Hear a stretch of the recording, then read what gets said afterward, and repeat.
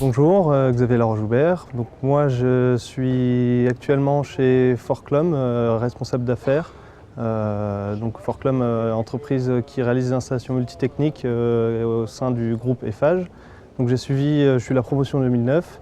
J'ai suivi la formation de l'ESME Sud-RIA et la voie d'approfondissement chargée d'affaires en génie électrique et climatique. Après mon bac, je savais que je voulais faire des études d'ingénieur. Je ne voulais pas pour autant faire des études dans un esprit de concours, c'est pour ça que je choisis une école à prépa intégrée.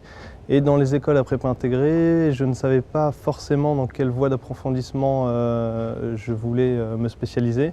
Donc j'ai choisi une école généraliste qui est l'ESME Sud-RIA. Dès mon arrivée à l'ESME Sud-RIA, je me suis investi dans la vie associative, j'ai fait de la robotique, je suis parti au 4L Trophy.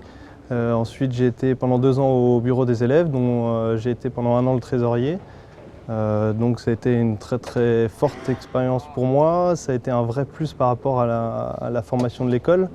Puisque en plus de la formation théorique de l'école, le fait de mener des projets permet d'acquérir des réelles compétences dans la conduite de projet.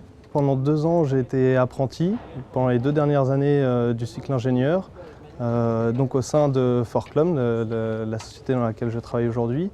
Donc c'est réel aussi, en plus de la vie associative, c'est un vrai plus par rapport à la formation traditionnelle de l'école, puisque pendant 2 ans, on acquiert des compétences professionnelles.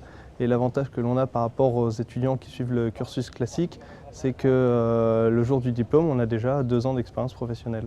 Ces 2 années d'apprentissage se sont très bien passées. On m'a confié très vite beaucoup de responsabilités. Je me suis très bien entendu avec l'ensemble des collaborateurs dans l'entreprise. Et donc très vite on m'a parlé de CDI à terme. Et puis je pense que de toute façon la vision que l'on a nous étudiants, même quand on est encore au sein de l'école, c'est que la plupart des élèves à la sortie de l'école, à la fin de leur stage de fin d'études, on leur propose un CDI à la fin de leur stage. Et pour les apprentis, à 1 ou 2 élèves près, on leur propose tous un CDI à la fin de leur apprentissage.